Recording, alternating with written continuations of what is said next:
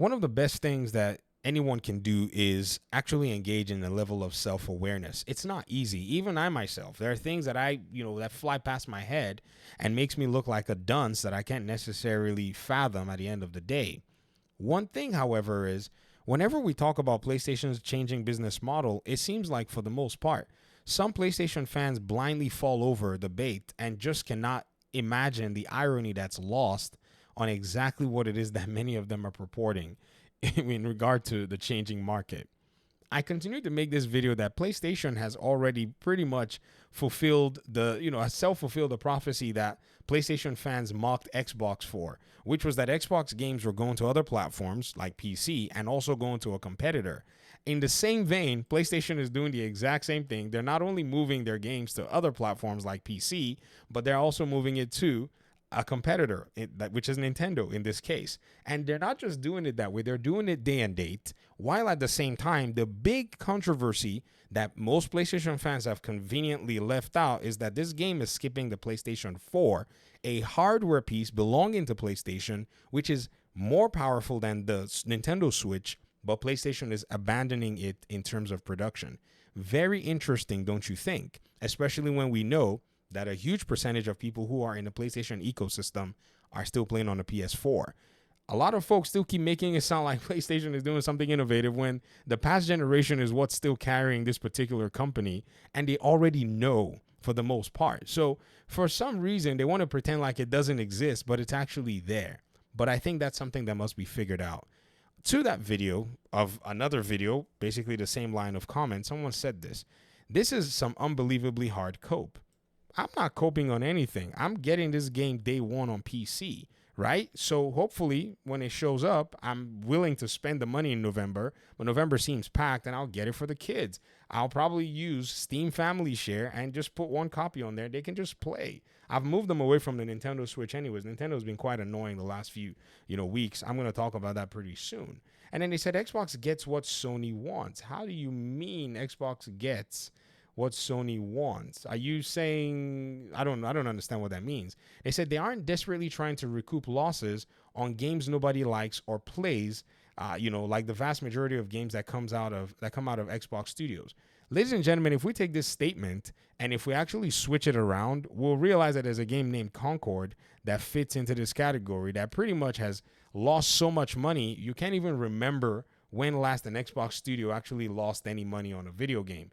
Because that loss, if reports actually are accurate or anything around the ballpark, is basically one of the greatest losses in gaming history from the console space.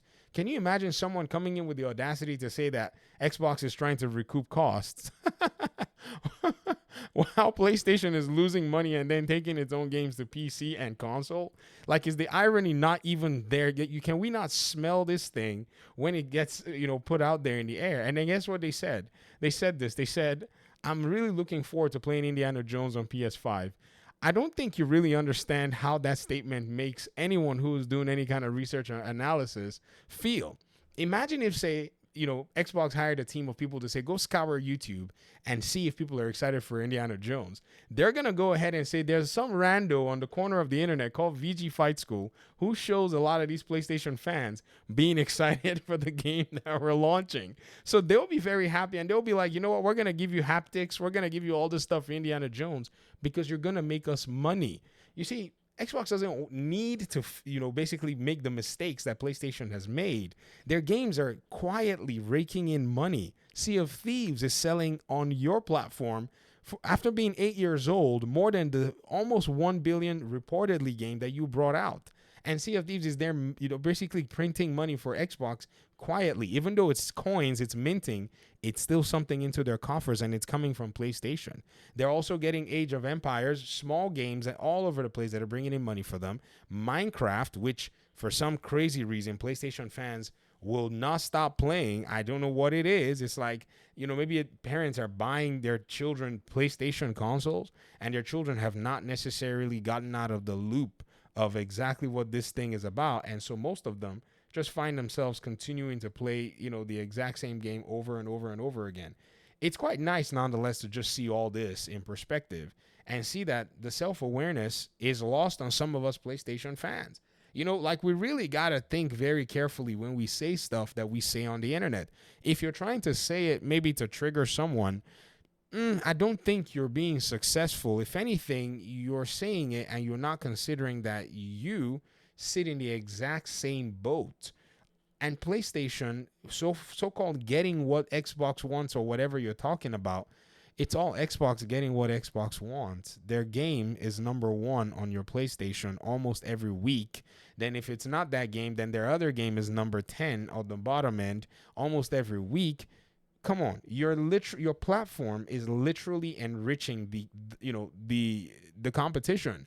So why would PlayStation not go try to make more money elsewhere? It's only logical that they do that. And so they went ahead and then threw this last one like it was a flex or a jab. It'll probably run better on the Xbox. Can't say the same for Ghost of Yote. My dude, I can tell you right now that the scrutiny that the gaming industry has, even though Indiana Jones has its own skepticism and suspicion across the industry, Ghost of Yote is in the crucible right now. You don't want to brag on something that has not manifested. You would jinx this game. I remember how people bragged on all kinds of games compared to some other game that's coming out. Don't do it. I was in this community playing, superhero games and talking about this stuff, and I clearly remember a lot of people telling me that Suicide Squad was going to be better than Gotham Knights. Now, the same Gotham Knights, having made all these videos, I see comments, people asking me saying, "What game is this? Why does this game look fun?" And I'm thinking, who are y'all? Like, I remember you guys dragging me, disliking my videos, people calling me shill, going on the internet to make fun of me. I remember content creators like Reforge Gaming going after me when I said that the game at 30 FPS was not hidden. Do you think I forgot all this stuff?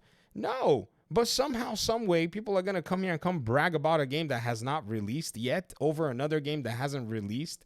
Come on. I strongly believe that we need to do better. We need to be able to point out what is and just go with it, or influence it with our wallet, or ignore it at the end of the day. It is what it is in terms of the whole gaming space. I usually say, influence it with your wallet, show the developers exactly what it is that you mean and exactly how you feel. But here's the thing, y'all have shown PlayStation exactly how you feel and how you mean. Now, you love Xbox games more than even PlayStation games. So out of, pride, they're going to not take it to Xbox, but out of necessity, they're going to take it to the Nintendo Switch or wherever they feel they can get money, like PC. Keep their fingers crossed at PlayStation Network, parameters, and hope that they can actually do something close to their competitor. Because their competitor has actually bossed them, right? Like, I'm the only one that's saying this stuff in light of the information that we have, that Xbox has just speed run past PlayStation and live service offerings, that PlayStation has to go find ways to do something similar and are just not making any headway. Yet, we're going to sit here and people are going to pretend like the industry has not shifted from right under our feet. Please let me hear your thoughts in the comment section. Thanks so much for watching the video. I appreciate you guys' time and audience, and hopefully we'll talk pretty soon in another one. Peace out.